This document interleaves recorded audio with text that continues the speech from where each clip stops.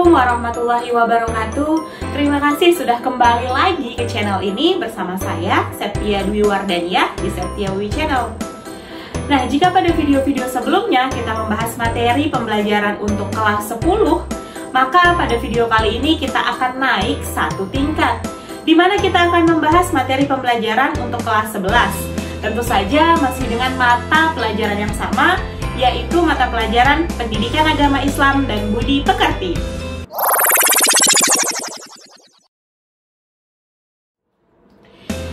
Sebelum memulai, ada baiknya kita berdoa terlebih dahulu, memohon agar proses pembelajaran kita kali ini berjalan dengan lancar dan materi-materi pembelajaran dapat kita serap dengan baik dan mudah. Yuk kita berdoa dulu.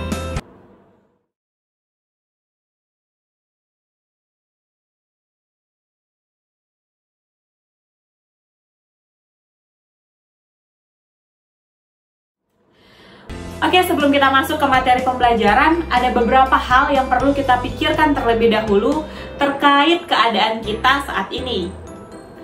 Kita hidup dengan berbagai macam aturan, entah itu aturan agama, aturan negara, aturan sosial, aturan adat istiadat, aturan sekolah, aturan di dalam sebuah perkantoran atau instansi, dan aturan-aturan lainnya. Termasuk pada saat ini ketika dunia, khususnya negara kita, sedang menghadapi pandemi COVID-19. Kita mulai mengenal istilah lockdown, new normal, dan ketika video ini sedang direkam, daerah sedang menerapkan pemberlakuan pembatasan kegiatan masyarakat atau yang biasa disingkat dengan PPKM. Kita mengenal pula istilah 3M, di mana M di sini tentu saja bukan miliar. M di sini adalah protokol kesehatan yang wajib untuk kita terapkan di masa pandemi COVID-19, yaitu memakai masker, menjaga jarak, dan mencuci tangan dengan sabun dan air mengalir. Lalu berubah lagi menjadi 5M, di mana ditambahkan menjauhi kerumunan dan membatasi mobilisasi dan interaksi. Hingga akhirnya pada saat ini kita berada pada titik 6M. Meskipun untuk M yang terakhir ini bermacam-macam nih penambahannya. Misalnya, menghindari makan bersama, menjaga pola makan sehat dan istirahat yang cukup, menambah proteksi dengan double masker, serta mendapatkan atau melakukan vaksin. Atau ada MM lainnya yang kamu ketahui yang belum disebutkan? Silahkan tuliskan pendapatmu di kolom komentar di bawah ya. Aturan terkait lockdown, new normal, PPKM, 3M, 5M, 6M, dan aturan-aturan lainnya merupakan upaya pemerintah untuk menekan angka penyebaran COVID-19. Sekarang, coba kita bayangkan, apa jadinya ketika aturan-aturan tersebut tidak ditaati? Apa jadinya ketika kehidupan yang seharusnya berjalan harmonis ini tidak lagi memiliki motivasi? Apa jadinya ketika kita memiliki cita-cita tetapi tidak dibarengi dengan kerja keras?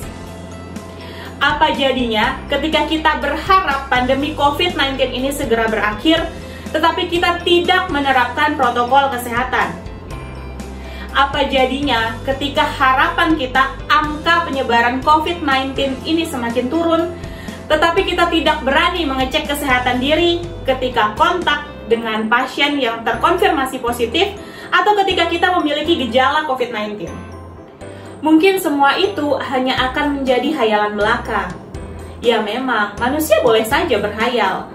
Tetapi hayalan tersebut haruslah diarahkan untuk menuju keinginan atau cita-cita kehidupan di masa depan yang lebih baik. Ya, entah itu kehidupan di dunia maupun kehidupan di akhirat kelak. Sama seperti ketika kita melaksanakan school from home, sekolah di rumah aja secara online. Work from home, mengerjakan pekerjaan kantor di rumah. Tetap harus kita jalani sebaik mungkin dan kita manfaatkan sebaik dan semaksimal mungkin untuk tetap memberikan manfaat bagi lingkungan sekitar kita. Serta tentu saja jangan sampai lupa untuk tetap mempersiapkan bekal untuk kehidupan kita di akhirat kelak. Lalu bagaimana cara kita untuk memanfaatkan hidup kita dengan sebaik-baiknya? Jawabannya tentu saja dengan taat kepada Allah Subhanahu wa Ta'ala dan Rasul-Nya. Hal ini telah dijanjikan Allah Subhanahu wa Ta'ala di dalam firman-Nya, dan taatilah Allah dan Rasul-Nya supaya kamu diberi rahmat. Quran Surah Ali Imran surah ketiga ayat 132. Dan sungguh tidak ada keraguan di dalam firman-firman-Nya.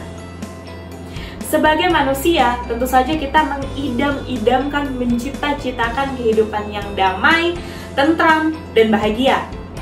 Tapi, kehidupan seperti ini tidak akan pernah tercapai ketika aturan-aturan yang ada terus saja dilanggar. Bagaimana pandemi COVID-19 bisa berakhir ketika kita tidak menerapkan protokol kesehatan? Bagaimana angka kecelakaan lalu lintas bisa berkurang ketika kita tidak taat pada aturan dan rambu-rambu lalu lintas? Bagaimana mungkin seorang siswa bisa lulus kompetensi dasar pada beberapa mata pelajaran ketika mengikuti pembelajaran, mengikuti aturan, dan mengerjakan tugas sekolah saja tidak kita taati? Ketentraman ini akan hadir apabila kita memiliki semangat berkompetisi secara sportif dan kolaboratif. Jika apa yang kita inginkan dapat kita wujudkan dengan cara yang baik dan halal, tentu kita akan memperoleh kebahagiaan di dalam kehidupan kita. Bangsa ini akan menjadi bangsa yang besar apabila masyarakatnya mampu menaati aturan-aturan yang diyakini dan berlaku di ajaran agama dan masyarakat. Selain dapat tercapai dengan taat kepada aturan yang berlaku, kita juga harus memiliki semangat berkolaborasi dalam berkompetisi, serta memiliki etos kerja dalam meraih cita-cita yang harus dijunjung tinggi. Tanggung jawab menjalankan protokol kesehatan ini menjadi tanggung jawab diri kita masing-masing. Tidak bisa begitu saja kita lemparkan menjadi mutlak urusan pemerintah. Tapi, kita semua harus bekerja sama untuk menerapkan protokol-protokol kesehatan agar kehidupan yang kita inginkan, kehidupan yang normal, layaknya sebelum pandemi COVID-19 ini menyerang, dapat segera terwujud. Bersama-sama kita junjung tinggi nilai ketaatan, berkompetisi dalam kebaikan, dan etos kerja, sehingga bangsa ini dapat menjadi bangsa yang cukup disegani dan dibanggakan. Nah, terkait hal tersebut, sebagai seorang pelajar nih, kamu udah tahu nggak aturan atau tata tertib yang diterapkan di sekolahmu? Dan menurut kamu, tata tertib yang ada itu apakah relevan dengan kondisi lapangan saat ini? Apa dampaknya bagi dirimu maupun bagi lingkungan sekolahmu ketika kamu taat kepada aturan tersebut? Begitu pula sebaliknya, ketika kamu tidak taat terhadap aturan tersebut, apa dampaknya bagi dirimu dan bagi lingkungan sekolahmu? Menurut kamu bagaimana? Oke, setelah kita berkelana memikirkan berbagai macam hal, tentu kamu sudah bisa menebak materi apa yang akan kita bahas pada video pembelajaran ini dan video-video selanjutannya. Yups, kita akan membahas 3 perilaku mulia, yaitu taat kepada aturan, berkompetisi dalam kebaikan, etos kerja, serta dalil-dalil Al-Quran yang mendasari perilaku-perilaku mulia tersebut. Nah, setelah kita tahu materi apa yang akan kita pelajari, tentu kita juga perlu tahu tujuan pembelajaran yang ingin kita capai dari pembelajaran ini, serta kompetensi dasar apa yang mendasari pembelajaran kita. Yuk, langsung saja kita cek kompetensi dasar dan tujuan pembelajaran kita.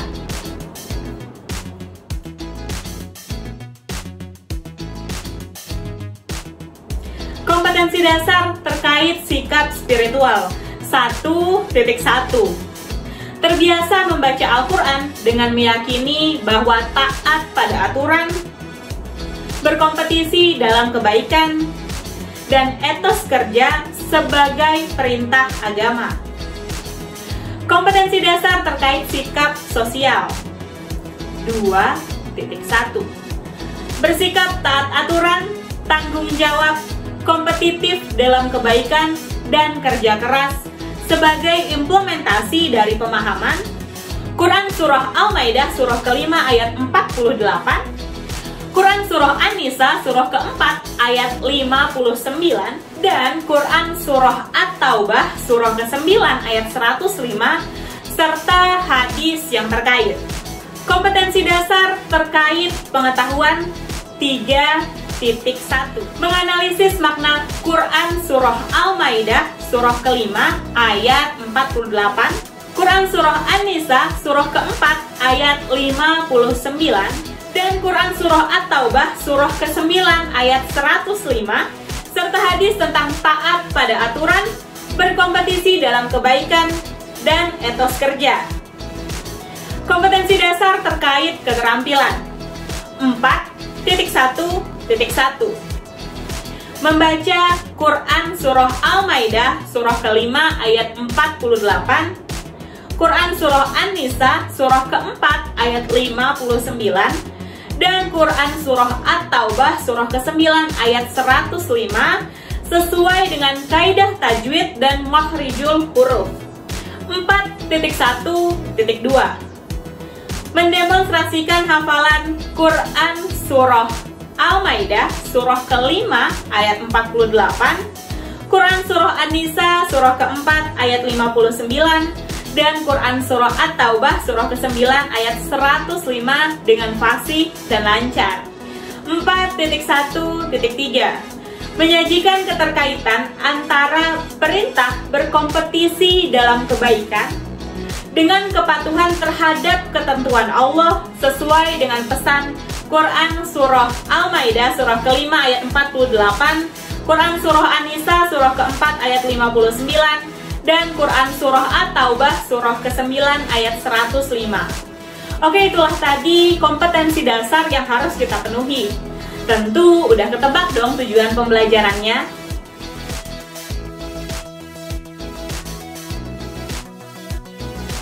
Tujuan pembelajaran kita pada materi kali ini adalah peserta didik diharapkan mampu untuk membaca, menganalisis, dan mendemonstrasikan Quran Surah Al-Maidah Surah ke-5 ayat 48, Quran Surah An-Nisa Surah ke-4 ayat 59, dan Quran Surah At-Taubah Surah ke-9 ayat 105, serta hadis terkait.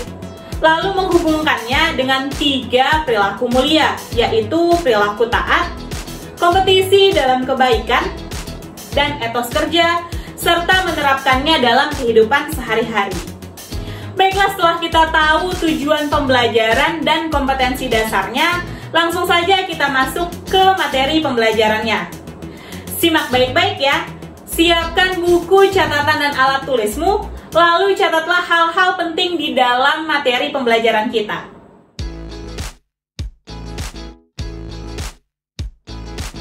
Taat kepada aturan bukanlah kalimat yang asing.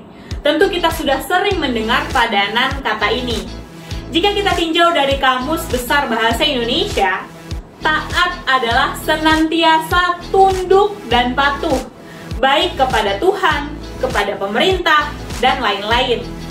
Taat juga dapat diartikan sebagai sebuah sikap tidak berlaku curang, serta soleh dan kuat beribadah. Sedangkan aturan di dalam Kamus Besar Bahasa Indonesia menyebutkan aturan adalah hasil perbuatan mengatur segala sesuatu yang sudah diatur, cara, ketentuan, patokan, petunjuk, perintah yang telah ditetapkan untuk dituruti, tindakan atau perbuatan yang harus dijalankan, adat sopan santun, ketertiban, serta hal-hal yang seharusnya dijalankan menurut kebiasaan.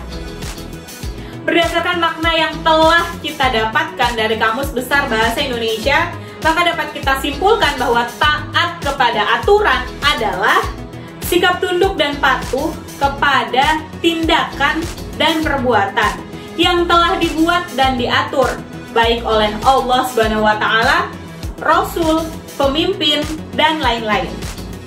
Dimanapun kita berada dan kapanpun waktunya, kita akan selalu terikat dengan aturan-aturan yang berlaku.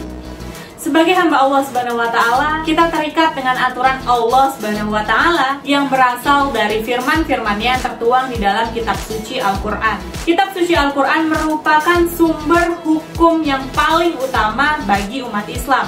Inilah aturan kita dalam menjalani kehidupan. Sebagai umat Nabi Muhammad SAW, kita terikat dengan aturan yang berasal dari sunnahnya atau hadis. Hadis atau sunnah merupakan sumber hukum yang kedua setelah Al-Quran. Sebagai warga negara, kita terikat dengan aturan pemerintah, baik itu pemerintah pusat maupun pemerintah daerah. Sebagai warga di lingkungan tempat kita tinggal, kita juga terikat dengan aturan yang berlaku di daerah setempat atau adat istiadat yang berlaku. Tentu kita ingat, di mana bumi dipijak, di situ langit dijunjung. Sebagai seorang pekerja, karyawan terikat dengan aturan di kantornya. Sebagai seorang pelajar, atau yang biasa disebut dengan siswa atau peserta didik, kita terikat dengan aturan-aturan yang diterapkan oleh sekolah, atau yang biasanya kita sebut dengan tata tertib sekolah. Sebagai anggota keluarga, kita juga terikat dengan aturan yang diterapkan oleh kedua orang tua kita. Misalnya, jam makan, jam keluar malam, tontonan yang diperbolehkan dan tontonan yang tidak diperbolehkan, serta aturan-aturan tidak tertulis lainnya. Bahkan sebagai seorang netizen sekalipun, ketika kita membuat akun di media sosial, kita juga terikat dengan aturan yang diterapkan oleh pengelola media sosial tersebut yang biasa kita sebut dengan terms and conditions, di mana kita harus memberi tanda centang pada poin setuju atau agree. Bisa dilihat bukan? Kehidupan kita sehari-hari selalu terikat dengan aturan, di mana tujuan diciptakannya aturan ini agar kehidupan kita dapat berjalan harmonis dan terhindar dari masalah. Lalu ketika kita membahas aturan A, aturan B, aturan C, kita menjadi berpikir, siapakah orang yang berhak untuk mengesahkan aturan tersebut? Siapakah orang yang memiliki hak untuk menetapkan aturan tersebut? Jawabannya adalah pemimpin. Peranan pemimpin sangatlah penting. Sebuah keluarga, kelompok, instansi, organisasi, dan sebagainya pasti membutuhkan sosok seorang pemimpin.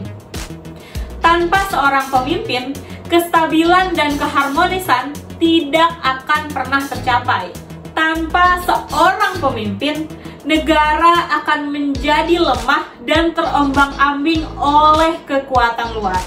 Oleh karena itu, Islam memberikan perintah kepada umatnya untuk taat kepada pemimpin, tapi dengan catatan bahwa pemimpin tersebut adalah seseorang yang juga patuh dan taat kepada Allah Subhanahu wa Ta'ala dan Rasul-Nya, serta tidak berbuat maksiat, dan aturan-aturan yang ditetapkan oleh pemimpin tersebut tidak bertentangan dengan syariat Islam. Ketika rakyat taat kepada pemimpin, anggota taat kepada pimpinannya, maka insya Allah akan tercipta keamanan, ketertiban, kemakmuran, dan keharmonisan di dalam kehidupan kita sehari-hari. Siapa yang tidak mau? Yuk mulai sekarang kita kencangkan lagi sabuk ketaatan kita kepada perintah Allah Subhanahu wa Ta'ala, Rasul-Nya, serta para pemimpin kita yang dirahmati oleh Allah Subhanahu wa Ta'ala. Sebagai bentuk ketaatan kita kepada Allah Subhanahu wa Ta'ala, maka sudah sepantasnya lah kita mengimani firman-firman-Nya yang tertuang di dalam Al-Quran. Salah satu dalil Al-Quran yang membahas tentang ketaatan terdapat di dalam Quran Surah An-Nisa, surah keempat ayat 59. Langsung saja kita simak pembacaannya dan perhatikan panjang dan pendek di setiap hurufnya.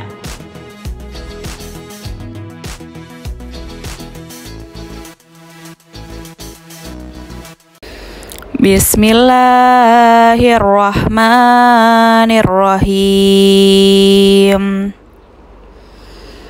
Ya ayyuhallazina amanu atii'ullaha wa atii'ur rasula wa ulil amri minkum فَإِن تَنَازَعْتُمْ فِي شَيْءٍ فَرُدُّوهُ إِلَى اللَّهِ وَالرَّسُولِ إِن كُنتُمْ تُؤْمِنُونَ بِاللَّهِ وَالْيَوْمِ الْآخِرِ ذَلِكَ خَيْرٌ وَأَحْسَنُ تَأْوِيلًا.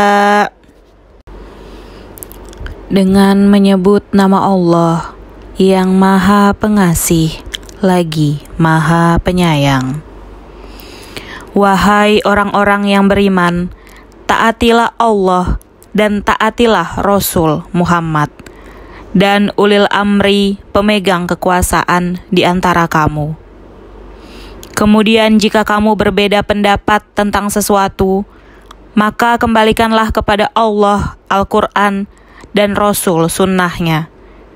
Jika kamu beriman kepada Allah dan hari kemudian, yang demikian itu lebih utama bagimu dan lebih baik akibatnya. Nah, setelah menyimak pembacaan ayat tadi, sekarang giliran kamu untuk membacakan kembali ayat tersebut. Silahkan.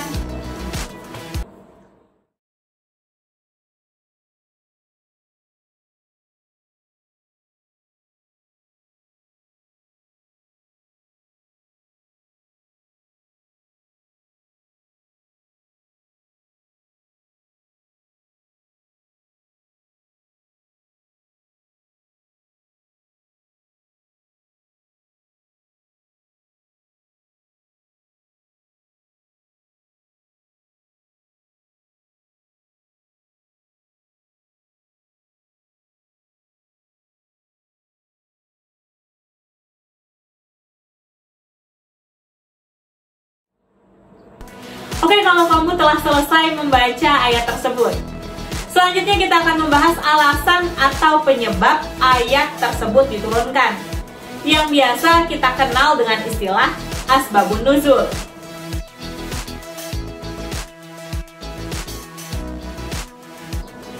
Terdapat beberapa pendapat terkait asbabun nuzul Quran Surah An-Nisa surah keempat ayat 59 tersebut, yaitu pendapat pertama berasal dari Ibnu Abbas. Menurut Ibnu Abbas, Quran Surah An-Nisa surah keempat ayat 59 tersebut diturunkan karena berkenaan dengan Abdullah bin Huzaifah bin Qais As-Samhi, di mana pada waktu itu Rasulullah SAW mengangkatnya untuk menjadi pemimpin dalam syariah, yaitu perang yang tidak diikuti oleh Rasulullah SAW. Pendapat kedua berasal dari As-Sadi. As-Sadi berpendapat bahwa Quran Surah An-Nisa Surah keempat ayat 59 tersebut diturunkan berkenaan dengan Amr bin Yasir dan Khalid bin Walid yang diangkat oleh Rasulullah SAW sebagai pemimpin dalam syariah. Oke, itulah tadi asbabun nuzul atau penyebab turunnya Quran Surah An-Nisa Surah keempat ayat 59. Selanjutnya kita akan membahas makna-makna yang terkandung di dalam ayat tersebut.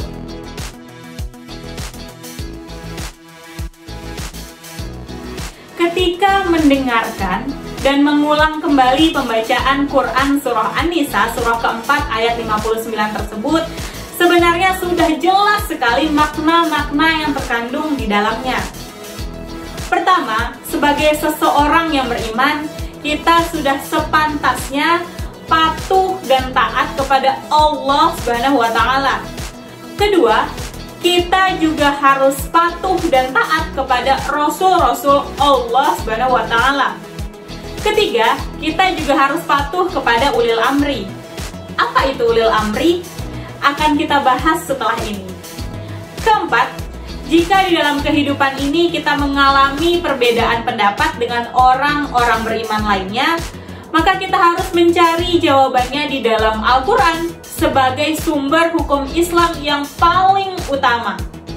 Kelima, jika perbedaan pendapat tersebut tidak ditemukan jawabannya di dalam Al-Quran, maka kita harus mencari jawabannya di dalam hadis Rasulullah SAW sebagai sumber hukum kedua di dalam Islam.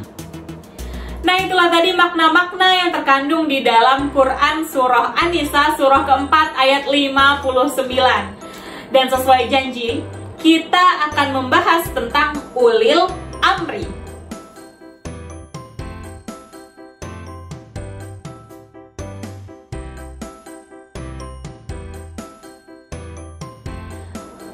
Amri kerap dikaitkan dengan para pemimpin, sosok seseorang yang memegang tampuk kepemimpinan. Tapi apa sih sebenarnya ulil amri itu?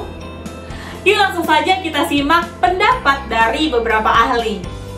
Pendapat pertama berasal dari Abu Ja'far Muhammad bin Tarir At-Tabari, di mana beliau berpendapat bahwa ulil amri adalah umara, ahlul ilmi wal fiqh, mereka yang memiliki ilmu pengetahuan di bidang fikih, dan sebagian ulama-ulama yang lain juga berpendapat bahwa sahabat-sahabat Rasulullah SAW lah yang disebut sebagai ulil amri. Pendapat kedua berasal dari Al-Mawardi, di mana beliau berpendapat bahwa ada 4 pendapat apa itu yang dimaksud dengan ulil amri. Pertama, umara, pemimpin yang konotasinya adalah pemimpin masalah keduniawian. Kedua, ulama dan fukaha, orang-orang yang ahli di bidang fikih. Ketiga, sahabat-sahabat Rasulullah SAW. Keempat, hanya 2 sahabat saja, yaitu Abu Bakar dan Umar bin Khattab. Pendapat ketiga berasal dari Ahmad Mustafa Al-Maragi, di mana beliau berpendapat bahwa ulil amri itu adalah umara, ahli hikmah, ulama, pemimpin pasukan, dan seluruh pemimpin lainnya. Itulah tadi pendapat dari para ahli terkait makna dari ulil amri. Dan memang Quran Surah An-Nisa surah keempat ayat 59 tersebut memerintahkan kita sebagai umat Islam yang beriman untuk patuh dan taat kepada Allah SWT, Rasulnya, dan ulil amri, terlepas dari banyaknya pendapat mengenai makna ulil amri tersebut. Namun yang perlu kita ingat bahwa patuh dan taat kepada ulil amri ini berbeda dengan patuh dan taat kepada Allah SWT dan Rasulnya, di mana patuh dan taat kepada Allah dan Rasulnya ini bersifat mutlak, pasti, dan tidak ada tawar-menawar. Tentu berbeda dengan maksud patuh dan taat kepada ulil amri. Jika kita melihat kembali Quran Surah An-Nisa surah keempat ayat 59 tersebut, akan kita dapati terdapat kata taatilah di depan kata Allah SWT dan Rasulnya. Tapi kita tidak akan mendapati kata taatilah di depan kata ulil amri. Quraish Shihab, seorang mufassir Indonesia atau seorang ahli tafsir Al-Quran, memberikan ulasan terkait Quran Surah An-Nisa surah keempat ayat 59 tersebut. Tidak disebutkannya kata taat di depan kata ulil amri untuk memberi isyarat bahwa ketaatan kepada mereka tidak berdiri sendiri, tetapi berkaitan atau bersyarat dengan ketaatan kepada Allah SWT dan Rasulnya. Berdasarkan hal tersebut dapat kita pahami, apabila perintah dan aturan yang ditetapkan oleh ulil amri tersebut bertentangan dengan nilai-nilai ajaran Allah SWT dan Rasulnya, maka kita sebagai umat Islam dilarang keras untuk mematuhinya. Kita tidak dibenarkan untuk taat kepada mereka ketika mereka mengajarkan kita untuk melanggar syariat-syariat Islam. Karena yang paling utama bagi kita adalah patuh dan taat kepada Allah SWT dan Rasulnya. Hal ini sejalan dengan sebuah hadis yang diriwayatkan oleh Imam Muslim berikut.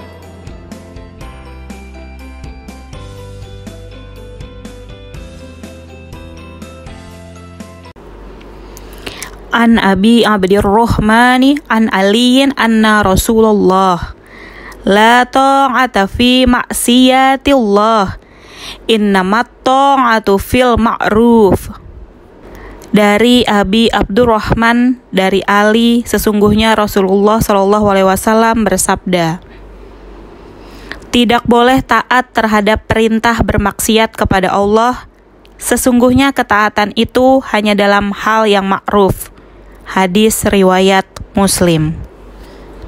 Melihat hadis tersebut, jelaslah sudah bahwa kita sebagai umat Islam yang beriman dan bertakwa sudah sepantasnya kita patuh dan taat kepada Allah SWT dan Rasulnya, tidak peduli dimanapun, kapanpun, dan dalam kondisi apapun. Selain patuh dan taat kepada Allah Subhanahu wa taala dan Rasul-Nya, sebagai umat Islam kita juga diperintahkan untuk mentaati para pemimpin kita. Dengan catatan bahwa perintah dan aturan tersebut tidak melanggar syariat Islam. Apabila pemimpin tersebut mengajak kita untuk melanggar syariat Islam, maka kita wajib untuk menolaknya. Oke, itulah tadi rangkaian pembahasan kita terkait perilaku mulia, taat kepada aturan. Untuk dua perilaku mulia lainnya, yaitu berkompetisi dalam kebaikan dan etos kerja, akan kita bahas pada video pembelajaran selanjutnya. Jika ada pertanyaan, kamu boleh tuliskan di kolom komentar di bawah. Jika ada kritik dan saran juga boleh kamu tuliskan di kolom komentar di bawah. Dan jangan lupa untuk like video ini dan share ke teman-temanmu, dan klik subscribe serta icon loncengnya agar kamu tahu ketika ada video baru yang diupload melalui channel ini. Mohon maaf apabila ada kekurangan dan kesalahan di dalam video kali ini. Semoga bermanfaat. Terima kasih. Sampai jumpa. Wabillahi taufik wal hidayah. Assalamualaikum warahmatullahi wabarakatuh.